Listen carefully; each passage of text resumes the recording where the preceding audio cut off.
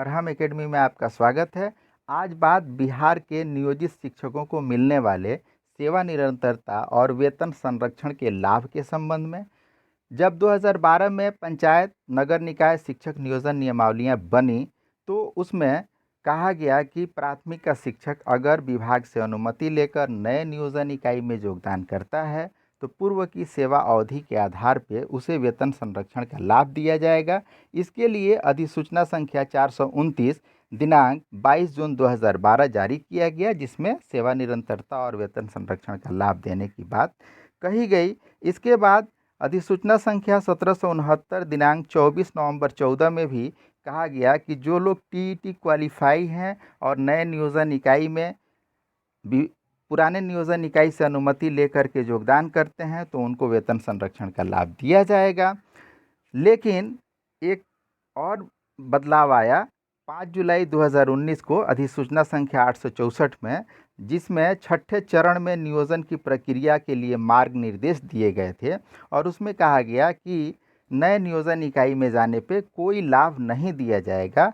तो यही छठे चरण में बहाल नियोजित शिक्षकों ने अपील किया था और शिक्षा विभाग ने उनकी अपील को स्वीकार करते हुए कुछ शर्तें निर्धारित कर दी कि इन शर्तों को जो पूरा करेगा उसको वेतन संरक्षण का लाभ दिया जाएगा। इसमें पहली शर्त ये है कि पहले जिस नियोजन इकाई में वो कार्य कर रहे थे उस नियोजन इकाई के सदस्य सचिव से उनको अनुमति लिया हुआ होना चाहिए। यहाँ एक बात स्पष्ट कर दूं कि 2012 के मार्ग निर्देश में अनुमति के बदले अग्रसारण की बात कही गई थी, लेकिन नया जो मार्ग निर्देश आया है ये संचिका संख्या 7/2022 9 मई 2022 को जारी किया गया है और ये विभाग के उप सचिव अरशद फिरोज साहब के हस्ताक्षर से जारी है। तो इसमें है कि विभाग के नियोजन इकाई के सचिव से अनुमति लेकर जो आएंगे वो पहली शर्त हो गई। दूसरी शर्त ये है कि नए नियोजन इकाई में जाने के पहले पुराने नियोजन इकाई के जो प्रखंड शिक्षा पदाधिकारी हैं बीओ, उनसे सत्यापन कराना होगा अंतिम तिथि तक, यानी जिस डेट तक पुराने नियोजन इकाई में सेवा किए हैं उस तिथि तक अपने सेवा को सत्यापित कराना होगा और अन्य नियोजन इकाई में जाने पर अपनी सर्विस बुक को डीओ के द्वारा प्रति हस्ताक्षरित भी कराना होगा। और तीसरी शर्त ये है कि नए नियोजन इकाई में योगदान करने के पहले उनको पुराने नियोजन इकाई से एनओसी यानी नो ऑब्जेक्शन सर्टिफिकेट अनापत्ति प्रमाण पत्र लेना होगा, जिसमें लिखा होगा पुराने नियोजन इकाई के सदस्य सचिव के द्वारा कि नए नियोजन इकाई में योगदान करने पे मुझे कोई आपत्ति नहीं है। और चौथी शर्त है कि एलपीसी यानी लास्ट पेमेंट सर्टिफिकेट लेना होगा, यानी ये बताना होगा कि जब वो पुरानी नियोजन इकाई को छोड़ रहे थे तो उनका वेतन कितना बनता था और ये सर्टिफिकेट स्थापना के जिला कार्यक्रम पदाधिकारी निर्गत करेंगे और उसी एलपीसी के आधार पर नए नियोजन इकाई में फिर वहाँ नए नियोजन इकाई के जो स्थापना के डीपीओ होंगे वो उनका वेतन निर्धारित करेंगे। तो ये किंतु परंतु लगा हुआ है। इसके अलावा भी इफ बट ये है कि पुराने नियोजन इकाई में उस शिक्षक के सभी शैक्षणिक यानी इंटर ग्रेजुएशन का सर्टिफिकेट और मार्कशीट और प्रशैक्षणिक यानी डीएलएड या बीएड जैसी स्थिति हो वो सर्टिफिकेट वेरीफाई होना चाहिए और पूर्व के नियोजन इकाई के जो डीपीओ होंगे स्थापना के उनके द्वारा भी उन प्रमाण पत्रों का जांच कर लिया होना चाहिए। ये सारी शर्तें हैं। अब दिक्कत क्या आती है, क्योंकि इतनी शर्तें अभी आई हैं, पहले इतनी शर्तें नहीं थीं। तो 10 साल बाद 2012 में नियमावली बनती है और 2022 में इसको लेकर के मार्ग निर्देश दिया जाता है। अब 10 साल तो संदेह की अवधि हो गई, तो किसको लाभ मिलेगा? क्योंकि इस प्रक्रिया को अधिकांश शिक्षक पूरा नहीं किए होंगे, इसलिए इस लेटर के मुताबिक लाभ से वंचित हो जाएंगे।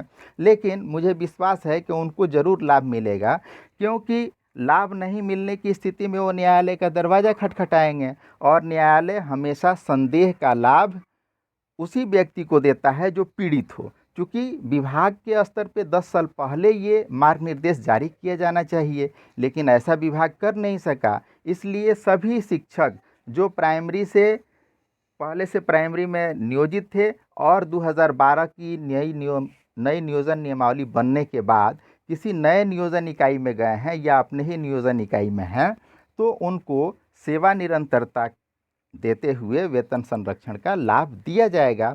एक बात और बता दूं कि ये प्राथमिक के शिक्षकों के लिए है, हाई स्कूल प्लस 2 के टीचर्स के लिए नहीं है।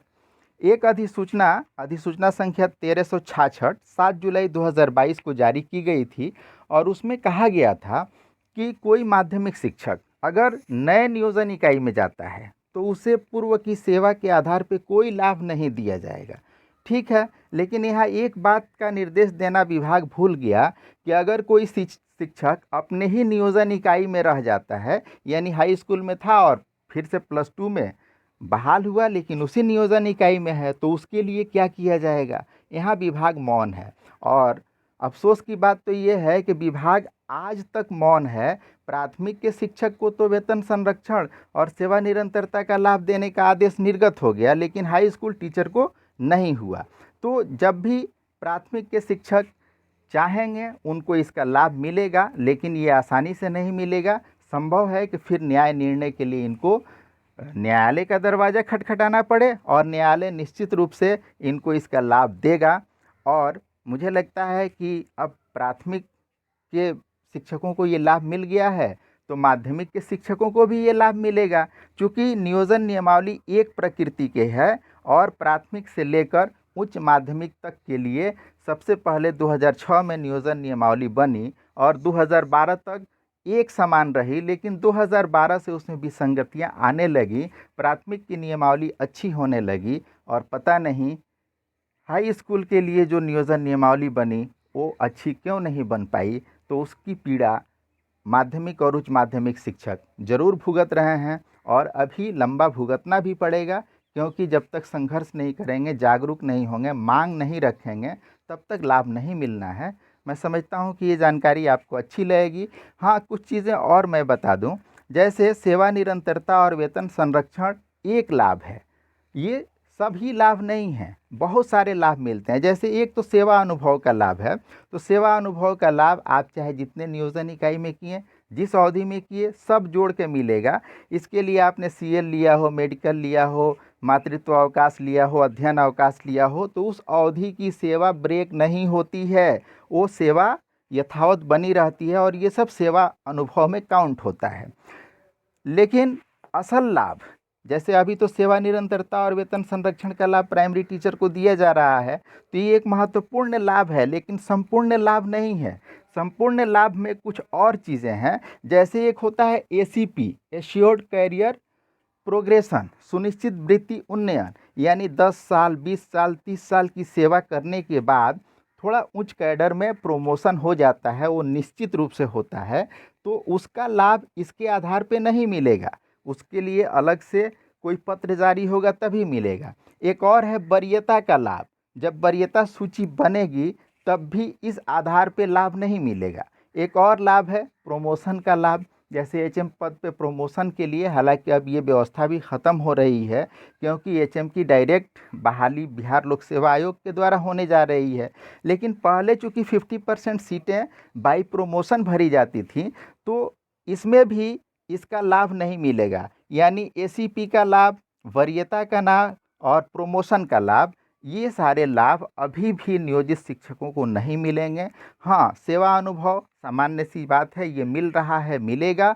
सेवा निरंतरता और वेतन संरक्षण का लाभ इस अधिसूचना के बाद जो 9 मई 2022 को जारी की गई है शिक्षा विभाग के उप सचिव के स्तर से, संचिका संख्या 7/2022 के अंतर्गत, तो इसके आलोक में प्राथमिक शिक्षकों को सेवा निरंतरता और वेतन संरक्षण का लाभ मिलेगा और निश्चित रूप से ये एक माइलस्टोन साबित होगा भविष्य में अन्य शिक्षकों को भी इस तरह का लाभ दिलाने के लिए।